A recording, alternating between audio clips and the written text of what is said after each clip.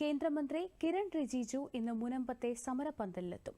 നെടുമ്പാശ്ശേരി വിമാനത്താവളത്തിലെത്തിയ കേന്ദ്രമന്ത്രിയെ കേന്ദ്ര സഹമന്ത്രി George Kurian, BJP നേതാക്കളായ പി.കെ. കൃഷ്ണദാസ്, ഷൈജു എന്നിവർ ചേർന്ന് സ്വീകരിച്ചു.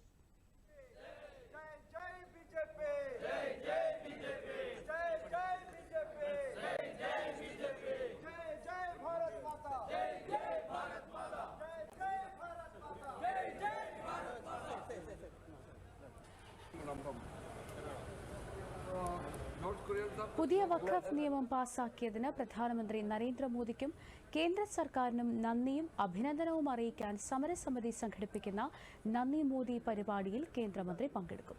വൈകിട്ട് 4 മണിക്കാണ് പരിപാടി.